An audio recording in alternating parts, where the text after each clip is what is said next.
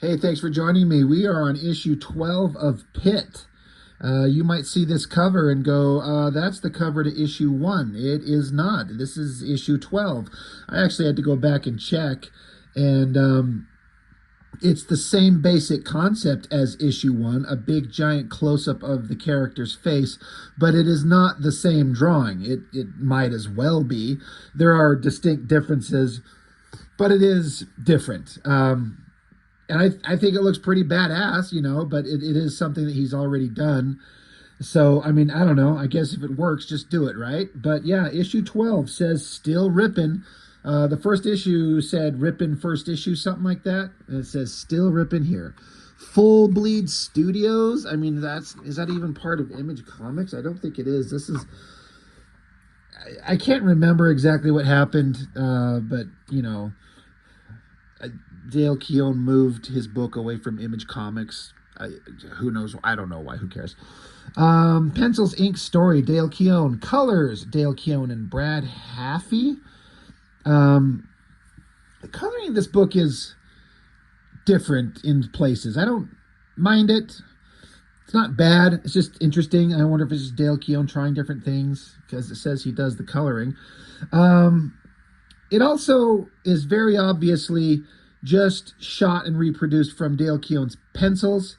It says inks. There are no inks in this book as far as I can tell. Everything's got that kind of grainy, kind of muddy look. If you look at it up close, it probably won't come through on the video that you can see here if I had to guess. And honestly, again, I think I've said this before, to anybody who doesn't know or is none the wiser, you might look at this and then see his work in the first couple issues of PITT inked by other people or Dale Keown himself and not notice one bit of difference. Like, just the average person wouldn't know. And, that's the changes in technology as time has gone on. Like, you had to ink a comic to get that nice black line work so it could be reproduced. But it's not necessary at a certain point. It's just kind of a holdover from the way things used to be. But I totally 100% prefer a comic book to have traditional inking done on it. That's just how I feel. But to get into it, in the last issue, Dale Keown, I've been saying before, I wonder how much of this extended story Dale Keown had in his head. Like, this is what he had planned from day one. Because sometimes I feel like the book's just kind of like doesn't know where it's going or what it wants to do, so it's just kind of doing whatever. I don't know. It'd be interesting to know how far Dale Keown had this planned out and how much is he's making up on the fly. But we found out that PITT and the little human kid Timmy are actually genetically brothers. Some human lady was pregnant with twins, got abducted by aliens, and then one of the fetuses was removed by aliens, and those aliens delivered the human fetus to the species that is PITT's mortal enemy, the Zoivod creature, the big pointy clawed, pointy teeth super monster, some kind of alien god thing. And then he had the aliens mix Zoivod's DNA with the human fetus DNA, and thus was created PITT himself. So he's part human, he's part alien, and he's brothers to the little blonde-haired human kid that's been through the book, Timmy. And the last issue showed PITT's kind of emergence from some kind of like birthing chamber. And so he was just a kind of a bald, muscly figure, smallish for his size as compared to the other members of his species, and he was considered a failure, and so they dumped him out. They took him on a ship, dumped him out into a trash heap, which is where we start here. There's this giant hole, and there's PITT, and he's just falling. He's just his naked little self. See up close, you get a picture of PITT's naked ass, because he's a newborn, so I guess it's okay. And here he is. I actually love this spread. The coloring is some interesting choices. I don't love it, but I don't hate it. I'm not sure what to make of it. I guess it works fine. But the drawing from Dale Keown is spectacular all over the place. There's Pitt lying in the ground. He fell to the bottom. Pitt fell into a pit. Lying down here, he pops his eyes open, and he's surrounded by all manner of rotting corpses that are the failed experiments, like him, but these are the ones that failed. So there's like little baby-looking ones, four-armed creatures there. There's some kind of creature with a mouth in its chest. There's some kind of monstrous creature with a big, nice set of titties. Just all kinds of weird, crazy creature designs, and it's all really well drawn, including Pitt himself. Looks really great. And then he looks up to see the giant chasm he's fallen down into, and he's gonna have to climb himself out. I feel like this could have been drawn better. This doesn't represent like a hole in the ground, because that would involve a lot of drawing. He just did a little bit of drawing and let the colors fill it in, and he put the text box right in the dead center of where like the opening to this giant chasm pit in the ground that he's in. You feel like there should be some kind of light up there that he would climb up to, but they put the text box right on it. Whatever, right? I dig that drawing right there. I mean, again, it's just a very basic giant muscly figure with pointy claws, no hair, no nose, almost no ears. So it's kind of just a basic, just easy to draw big muscly shape. But man, no one does it better than Dale Keown. That shit looks really awesome.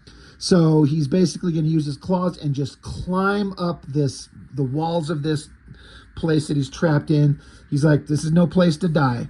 So this is how this character was brought into life. He was birthed into some kind of, like I said, birthing chamber from the previous issue, and is brought out of stasis, and they figured he's a small runt and useless and pointless, but he proceeded to rip apart some soldiers. Then they grabbed him and dropped him off into a hole in the ground, but he's going to survive, so he's going to become the big badass monster that we know. But this is how his existence started. But again, just the artwork on this looks great. Flip it over. And again, this is obviously the past, because this is showing his creation. This is him now, and this was set up in the last issue. There's this guy, Quagg, Q-U-A-G-G, Quagg Meyer, maybe, giggity. Dale Keown set it up where this guy showed up and he had the most badass spiky armor thing he was wearing, and it was the last double-page spread of that book, which implied a big, giant, badass fight that was about to happen, and then it did not. I mean, a fight happened, but it wasn't that exciting. But this guy basically injected Pitt with genetic material that gave him his memories back. So now Pitt knows about his history, which he did not before. And so I guess he's pissed off. It says... Well, it says here at the very beginning, inside front cover of the book, I should mention, after learning they are twin brothers, Pitt and Timmy return to Connecticut. In the woods nearby, Pitt is confronted by Quagg, the Creed warrior from Pitt's past. Quagg injects Pitt with stolen memories, flooding his mind with vivid recollections of his own birth and attempted murder by the hand of his evil half-brother, Wroth. Thinking Pitt was dead, Wroth had ordered Quagg to dispose of the body, which is all this that's going on. Back in the present, Pitt has changed. His transformation, triggered by Quagg's injection, has wiped out Pitt's human side, leaving him more savage than before. More savage than before. I don't remember that happening. I know he got injected with memories. Maybe I just missed it. Maybe it said it in the text, but I don't remember that. But the implication is that now that Pitt's got this memory thing injected into him, it's buried any semblance of his human side, meaning a peaceful nature. It's just this angry, violent monster that he is. So he just takes off and he just jumps into the air. It says this encounter triggered a psychological transformation, changing the hunted into the hunter.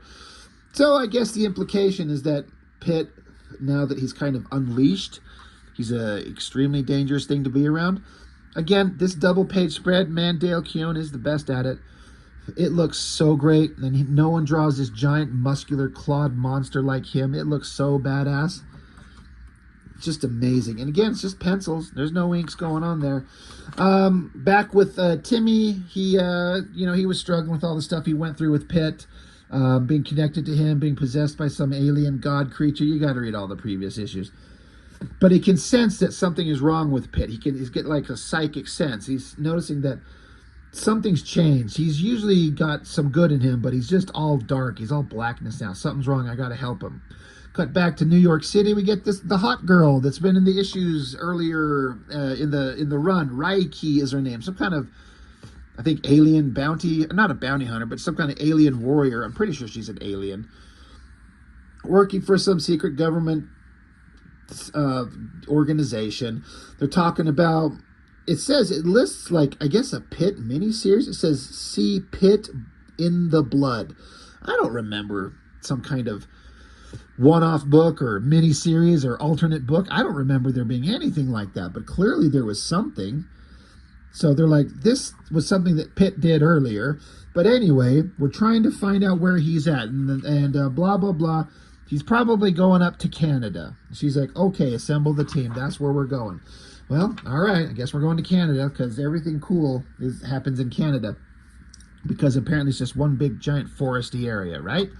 And then this was kind of funny. Again, the drawings are fantastic. And the coloring with the uplighting, the little highlight glows on the bottom part of his body, and then the double lighting, it all works. It looks good, but it's just penciled. So again, that's just me kind of being nitpicky about it. But, you know, he jumped in the air before. Now he's just falling.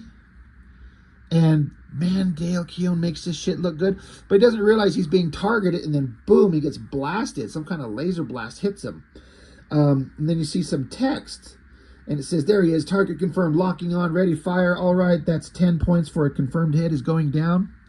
All right. Well, so Pitt was jumping through the air. Got zapped, now he's falling. So we find like a construction site, bunch of text that says nothing interesting as Pitt crashes into the ground right where they were. So the human guys are looking like, what the hell? Pitt gets up out of the ground, then suddenly another giant laser blast, and then we get another great double-page spread. This picture of Pitt looks fucking badass. Oh, big giant face. The claws. I mean, I love that for the pencil line work here. Dale Keown's putting in line weights and stuff to make these big, thick claws on the outer edge, you know, jump out closer at you. He's not just throwing down a basic line and then like, I'll do line weight considerations when I ink it. He's like, I'm going to leave it in pencil, but he throws in these thick lines to give it depth. There's a reason you do line weights. When you ink a thing, it's not just all thin line like this, you know, just like a flat dead line. You have to do big, thick, chunky lines, thinner lines, fades, cross hatchings. There's all kinds of techniques to it. There's a reason that you do it. But yeah, Pitt is surrounded by like what, 1, 2, 3, 4, 5, 6 of these like robotic monster things. As robotic designs, I guess they're kind of fine. It looks cool. The funny thing is, though, is that the dialogue you hear these robotic things saying, it's very childlike. It says, nice shooting, Jimmy. And this one says, we're not supposed to use our real names, Kevin. Oops, I mean Red Dog. So it's an interesting, like, why are these giant robot things communicating and talking in child voices? So now we get just a bunch of fight scenes, which it's a Pitt comic. That's all I fucking really want to see. Like, let's be real. Really selling the scale of these giant monsters down on Pitt. They blast at him. He jumps up, and while he's hooked onto the one robot, one of the other robots shoots at Pitt, but Pitt jumps out of the way. So now one of the robots is blown up.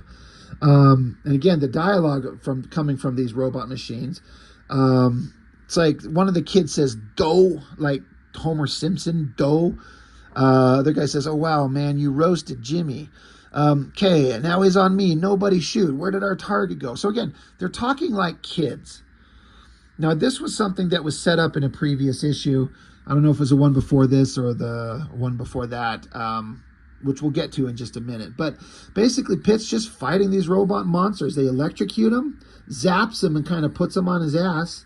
So now they're standing around with him.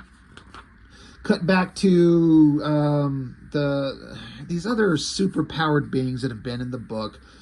Can't remember a lot of their names. Raiki's one of them. Saurus is this guy here. I guess it's funny because he's sitting here stuffing his face with a bowl of cereal because he's a big, dumb idiot. It's kind of how he's portrayed. All well drawn. Great stuff. Good faces. Good technological, weird design jets. Backgrounds. big muscular monsters. Anyway, back with Pitt. They're picking him up, and they're like, oh, he's knocked out. Well, what they said, what do we do now? This game sucks. Like, well, check it out. Maybe we still get points if we keep shooting him. So they throw him in the air, and then the rest of them just point their guns in the air and blast him while he's in the air. Like, that would just, like, burn the shit out of him. Of course, Pitt's super tough. So that's kind of funny. It's kind of weird, but kind of funny. All the robots just throw him in the air, blast him, and zap him. This human guy's had enough of this, so he gets in a truck, charges it at the robot things, and smashes into him. Another great kind of spread of Dale Keown's artwork, just showing him drawing his badass creation, ripping apart some robot creatures. That is a great shot. Man, Dale Keown just draws this character perfectly. I like this shot of his big muscly arm punching into the robot's body and ripping things out. That big shot of that arm looks fantastic. That is really cool. Pitt just continues just to shred the hell out of him. Look, another great shot. This is the stuff that I'm sure Keown lives for. Like, he just wants to draw his monster hero character just ripping things apart. Robots, monsters, werewolves, whatever. Just really well done. It's just great. This is what I want from a Pitt comic. I want him just shredding things. We're back at New York City. Basically what this page is showing us is that here are kids. These are kids connected to some hyper advanced virtual reality controls, and these kids are controlling these robots. The idea is that these kids who love to play violent video games, you plug them into the controls. They don't tell them that they're actually controlling real robots. They just think it's a game. But they send these kids out in the game to take down the monster. So I thought that was kind of an interesting idea. This thing stuck with me for a long time, that just using kids playing video games to be the warriors. So, interesting idea. The robots are there. It raises up its big arm. It's going to smash the human guy. But then the robot just stops, shuts down, and during the pause, Pitt jumps away and is gone. Cut back to the kids. Saurus, he severed the connection cables. The kids are kind of pissed.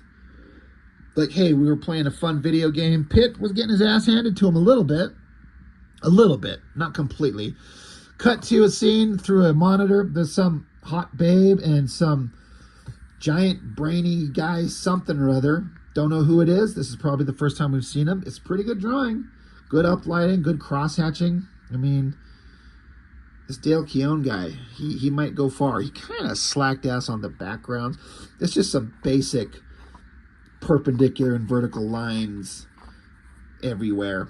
It conveys what you need to know, but it's kind of half-assing it. I don't care personally, but he's put in more time and effort on other things before. Anyway, then now the jet shows up on site. They see the robots and understand, like, yeah, those kids are controlling these things, state of the art mechanics. But where is Pitt? Where is the hero of the story? Meanwhile, northwest coast of Canada, blah blah blah. Text box basically explains coming out of the water is this giant monster. Never have these beaches given way to anything so dark, so vile, so Wroth. Continued next issue. So this is Pitt's genetic brother from his alien world. He's got a human brother and a genetic alien brother. And he's basically just looks like Pitt. Same basic kind of concept. Beady eyes, big mouth full of teeth, no hair. Well, I mean, this version of this guy doesn't have hair. Pitt certainly does. Just a big muscular body. It's pretty badass. It's pretty creepy, pretty scary. You know, all things considered, these characters and the way Dale Keown draws them. But this guy, we haven't seen him for a couple issues. He got knocked away. We knew he wasn't dead, but we haven't seen him for a minute, so we wondered where he is at. Well, he just had to drag his ass out of the water. The end. Get some letters pages for Letter Rip. Bunch of fan art. Some, you know, fun stuff going on in these. Sometimes it's just them copying his work. Sometimes it looks like it's an original. But this is always fun to see fan works. Nothing that jumps out as like, this guy might have a future. But it's good looking stuff. And then Read Combo. It's like some magazine. Never heard of it. Never going to pass up the opportunity to look at a J. Scott Campbell Vampirella. Kind of hot. And then this is their ad for the next issue. PITT number 13. This blurry bullshit. Like somebody got a computer, probably had some version of Photoshop or something, took one of Dale Keown's drawings and just like did some kind of like smudge thing, it looks like. And they're like, Wroth is back and he wants a rematch. Really? This is your ad? That is piss poor. That doesn't work. Not at all. But anyway, PITT number 12, you know? I mean, you get the awesome guy, the character, the star of the book, fighting some kind of adversary where he gets to rip things apart and look awesome as hell, and that's what Dale Keown excels at. Not a lot going on in terms of, like, emotionally engaging story. There's a little story going on, you know, a little bit, but when it looks this good, I'm just kind of fine with it. You know, he gets a pass for all the kind of things you could critique about it. Technically speaking, I'm still kind of on board with it. It's not exactly moving anywhere fast, but when it looks awesome, I'm here for it. So that's all I've got. Thank you for watching PITT issue 12. We're going to look at them all. It goes into 20-something. I've got all of them, so it'd be interesting to see where this book goes. So that's all I've got for now. Thanks for watching. See you next time.